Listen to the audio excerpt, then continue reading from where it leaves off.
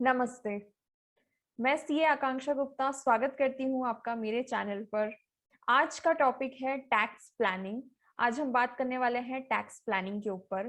Tax planning ये term तो आपने कई बार सुना होगा, लेकिन कभी-कभी टैक्स प्लानिंग को गलत कॉन्टेक्स्ट में लिया जाता है। इसे कई बार टैक्स इवेजन से कंफ्यूज किया जाता है। टैक्स प्लानिंग मतलब कैसे हम लॉफुल तरीके से अपनी इनकम पर लगने वाले इनकम टैक्स को बचा सकते हैं या कम कर सकते हैं। टैक्स प्लानिंग का मतलब है इनकम टैक्स एक्ट द्वारा दिए गए एग्जाम्पशंस, डिडक्शंस, रिबेट्स और रिलीफ को लॉफुल तरीके से यूज करके अपनी इनकम पर लगने वाले इनकम टैक्स को मिनिमाइज करना या इनकम टैक्स लगने से बचाना। जबकि टैक्स इवेजन का मतलब होता है टैक्स की चोरी करना, अपनी इनकम को छुपाना या इनकम टैक्स डिपार्टमेंट को गलत जानकारी देना, फेक इन्वेस्टमेंट प्रूफ सबमिट करना। ये सब टैक्स इवेजन यानी कि टैक्स की चोरी के अंदर आता है। जबकि टैक्स प्लानिंग जो होता है वो एक लॉफुल तरीका है टैक्स को बचाने का। तो आज की वीडियो में हम बात करने वाले हैं टैक्स प्लानिंग के बारे में। टैक्स प्लानिंग हम कब कर सकते हैं? टैक्स प्लानिंग हमेशा करंट फाइनेंशियल ईयर में आप कर सकते हैं। जैसे अभी करंट फाइनेंशियल ईयर जो है वो है अप्रैल 2021 से मार्च 2022। फाइनेंशियल ईयर क्या होता है ये हमने प्रीवियस वीडियो में हम देख चुके हैं। अगर आपने वो मिस किया है तो आप मेरे चैनल पर जाकर असेसमेंट ईयर और फाइनेंशियल ईयर पर जो मैंने वीडियो बनाया है वो आप देख सकते हैं। अभी करंट फाइनेंशियल ईयर है अप्रैल 2021 से मार्च 2022, यानी कि अभी हम फाइनेंशियल ईयर 21-22 में हैं। तो फाइनेंशियल ईयर 21-22 के लिए हम अभी टैक्स प्लानिंग कर सकते हैं क्योंकि ये ईयर अभी खत्म नहीं हुआ है। जो फाइनेंशियल ईयर बीत चुका है, जो फाइनेंशियल ईयर खत्म हो चुका है, उस फाइनेंशियल ईयर के लिए हम टैक्स प्लानिंग अब नहीं कर सकते। जो फाइनेंशियल ईयर बीत चुका है उसमें जो भी आपने इनकम अर्न किया है, जो भी इन्वेस्टमेंट आप कर चुके हैं, वो आप इनकम टैक्स डिपार्टमेंट को डिक्लेयर कर सकते हैं। उसमें अब आप कोई चेंजेस नहीं कर सकते। लेकिन करंट फाइनेंशियल ईयर के लिए आपके पास 31 मार्च तक का ऑप्शन है। आप अपना टैक्स प्लानिंग कर सकते हैं। आप डिसाइड कर सकते हैं कि कहाँ पर आपको आपका इनकम को इन्वेस्ट करना है, कौन से डिडक्शंस आपको क्लेम करने हैं, आपकी कंपनी में आपको कौन से इन्वेस्टमेंट प्रूफ्स सबमिट करना है। ये सभी आप डिसाइड 31 मार्च 2022 तक कर सकते हैं। तो फर्स्ट ऑफ ऑल हम ये समझते हैं कि फाइनेंशियल ईयर 21-22 में एप्लीकेबल टैक्स रेट्स क्या है, यानी कितनी इनकम पर आपको कितना टैक्स लगने वाला है। जैसा कि आप सामने स्क्रीन पर देख पा रहे हैं, हमारे पास है income tax rates for financial year 21-22। Financial year 21-22 के लिए आपको ये रेट्स एप्लीकेबल होंगे। इसके अंदर है tax rates as per old tax regime and tax rates as per new tax regime. इन दोनों में डिफरेंस हम डिस्कस करेंगे। पहले पहले टैक्स रेट्स देख लेते हैं। ओल्ड टैक्स रिजीम के अंदर जो सबसे पहला स्लैब है that is up to 2.5 lakh, up to 2.5 lakh तक आपको कोई टैक्स नहीं लगेगा। 2.5 lakh is the basic exemption limit. 2.5 lakh से ऊपर 5 लाख तक जो टैक्स रेट है वो है 5%। 5 से 10 लाख टैक्स रेट है 20%। और 10 लाख से अबव जो टैक्स रेट है वो 30%। यहाँ पर 10% का टैक्स रेट एलिमिनेट कर दिया गया है। 5 लाख के बाद सीधे आपको 20% टैक्स लगेगा। न्यू टैक्स रिजीम के अंदर टैक्स रेट्स है अप टू 2.5 लाख नील, 2.5 से 5 लाख 5%, 5 से 7.5 लाख 10%, 7.5 से 10 लाख 15%, 10 से 12.5 लाख 20%, 12.5 से 15 लाख 25% और 15 लाख से अबव 30%। ये tax rates individual tax payers के लिए हैं who are less than 60 years of age. For individuals more than 60 years of age, यानी कि सीनियर सिटीजन और सुपर सीनियर सिटीजन जो कि 80 इयर्स एंड अबव है, उनके लिए टैक्स रेट सेपरेट है। अभी हम सिर्फ बात कर रहे हैं individuals who are below 60 years of age. तो आप ये टेबल से फाइंड आउट कर सकते हैं कि आप किस रेट के अंदर फॉल हो रहे हैं। ओल्ड टैक्स रिजीम और न्यू टैक्स रिजीम में डिफरेंस क्या है? सबसे पहला, सबसे पैरेंट डिफरेंस जो आप देख पा रहे होंगे वो ये कि ओल्ड टैक्स रिजीम के अंदर जो टैक्स रेट्स हैं they are higher than new tax regime. Old tax के अंदर 5% के बाद सीधे जो टैक्स रेट है वो है 20% and then 30%।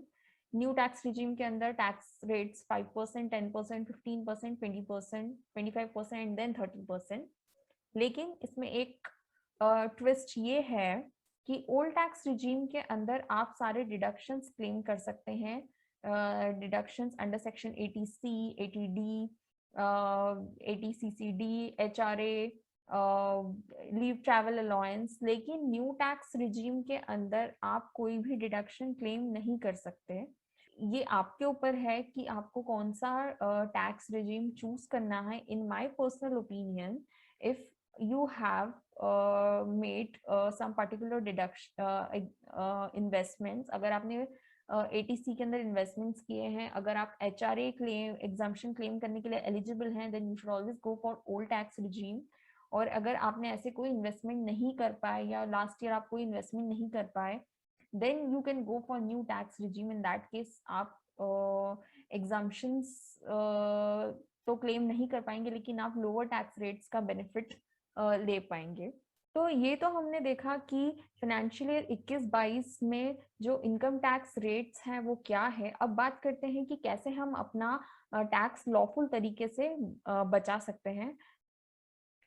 Income tax act अपने कुछ सेक्शंस के द्वारा हमें ये अलाउ करता है, हमें ये फैसिलिटी देता है कि हम अपनी इनकम से डिडक्शंस क्लेम कर सकें। इनकम टैक्स एक्ट के इन सेक्शंस में दिए गए इन्वेस्टमेंट्स में अगर आप अपना पैसा इन्वेस्ट करते हैं या निवेश करते हैं तो उतना अमाउंट आप आपकी इनकम से डिडक्शंस के रूप में क्लेम कर सकते हैं। उतने अमाउंट पर आप टैक्स की बचत कर सकते हैं, टैक्स को बचा सकते हैं।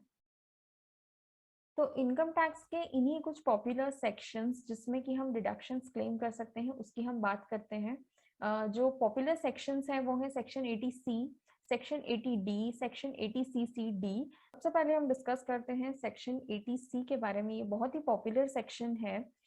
सेक्शन 80C के द्वारा इनकम टैक्स हमें अलाउ करता है कि हम 1.5 लाख तक का amount as a deduction claim कर सकते हैं हमारी इनकम से, अगर हमने वो 1.5 लाख रुपए इनमें से किसी स्कीम के अंदर इन्वेस्ट किया है। तो ये सारी स्कीम्स हम वन बाय वन डिस्कस करते हैं। First of all this PPF, अगर पब्लिक प्रोविडेंट फंड में आपने पैसा इन्वेस्ट किया है तो वो अमाउंट आप क्लेम कर सकते हैं सेक्शन 80C में। Second one is employee provident fund. Provident fund के अंदर दो कंपोनेंट्स होते हैं, एक one is employee's contribution and the other is employee's contribution. तो एम्प्लॉय का जो कंट्रीब्यूशन होता है PF के अंदर वो आप सेक्शन 80C के अंदर एज डिडक्शन क्लेम कर सकते हैं। Third one is LIC premium. अगर आपने लाइफ इंश्योरेंस प्रीमियम का पेमेंट किया है फाइनेंशियल ईयर में तो आप उसे सेक्शन 80C में क्लेम कर सकते हैं। इक्विटी लिंक सेविंग स्कीम्स, ये म्यूचुअल फंड के स्कीम्स होते हैं। कुछ स्पेसिफाइड म्यूचुअल फंड के स्कीम्स होते हैं जो सेक्शन 80C में डिडक्शंस के लिए एलिजिबल हैं। तो अगर आपने ऐसी किसी स्कीम में इन्वेस्ट किया है तो you can claim deduction. Principal amount payment towards home loan. Home loan का अगर प्रिंसिपल अमाउंट आप रीपे कर रहे हैं, आपके नाम पर होम लोन है और अगर इसका प्रिंसिपल अमाउंट आपने फाइनेंशियल ईयर के दौरान रीपे किया है तो that you can claim as deduction. Then Sukanya Samriddhi Yojana government का स्कीम है, इसमें अगर आपने इन्वेस्ट किया है। NSC is again deposit scheme of government, generally आपको पोस्ट ऑफिस में मिलती है। इसके ऊपर आपको फिक्स इंटरेस्ट मिलता है और इसका लॉक इन पीरियड होता है 5 से 6 साल का। Then there is senior citizen saving schemes, unit linked insurance plan. Unit linked insurance plan mutual fund और इंश्योरेंस का कॉम्बिनेशन होता है जहाँ पर आपको इंश्योरेंस प्लान के साथ साथ में म्यूचुअल फंड इन्वेस्टमेंट का बेनिफिट मिलता है। देन टैक्स सेवर FD जो कि 5 साल का जिसका लॉकिंग पीरियड होता है।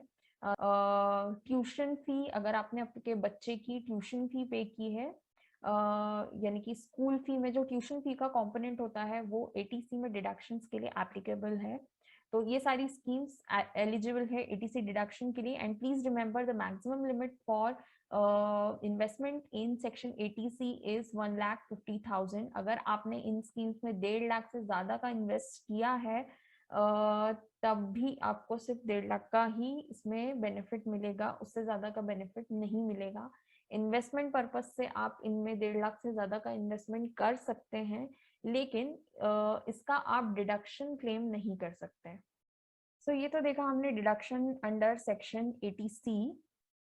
नेक्स्ट आता है सेक्शन 80CCD जो हमें एडिशनल 50,000 का डिडक्शन प्रोवाइड करता है। अगर आपने नेशनल पेंशन स्कीम या अटल पेंशन योजना के अंदर इन्वेस्ट किया है तो आपको एडिशनल 50,000 का डिडक्शन मिलेगा, subject to the amount of investment. जितने भी अमाउंट का आप इन्वेस्टमेंट कर रहे हैं उतने अमाउंट का आपको डिडक्शन मिलेगा। अगर आपने 10,000 इन्वेस्ट किया है तो 10,000 का डिडक्शन मिलेगा।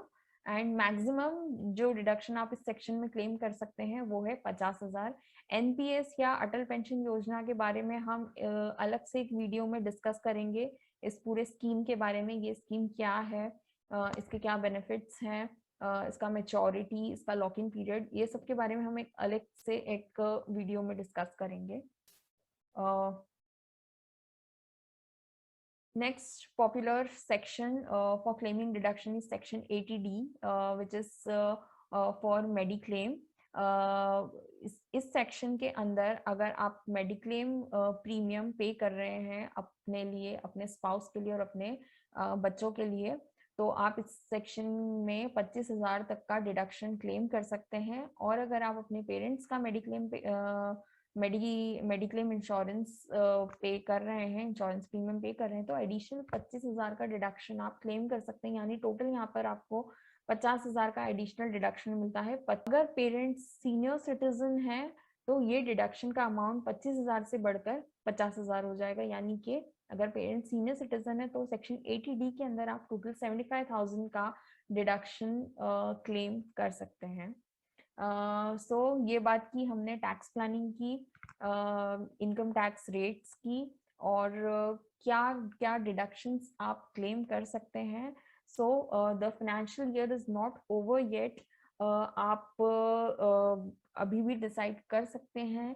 अगर आप टैक्सेबल, अगर आपकी इनकम टैक्सेबल ब्रैकेट में आ रही है, अगर आपका इनकम 2.5 लाख से ज्यादा है और आपने अभी तक कोई इन्वेस्टमेंट नहीं किया है, तो you have time up to 31 March to decide कि आपको आपकी इनकम कहाँ इन्वेस्ट करनी है और आप कैसे अपना टैक्स बचा सकते हैं। I will try to cover more content on investments in my upcoming videos. कुछ अच्छे इन्वेस्टमेंट्स के बारे में हम थोड़ा डिटेल में बात करेंगे। आज मैंने सिर्फ ओवरव्यू दिया है कि किन किन स्कीम्स के अंदर इन्वेस्ट करके आप इनकम टैक्स में बेनिफिट ले सकते हैं, लेकिन कुछ ऐसे इन्वेस्टमेंट्स हैं जो मैं पर्सनली बिलीव करती हूँ कि यहाँ पर आपको अपना पैसा इन्वेस्ट करना चाहिए। तो इसके लिए हम अलग से आने वाले वीडियोस में डिस्कस करेंगे। आज के लिए इतना ही। I hope you have like the video. Happy learning, happy investing. नमस्ते।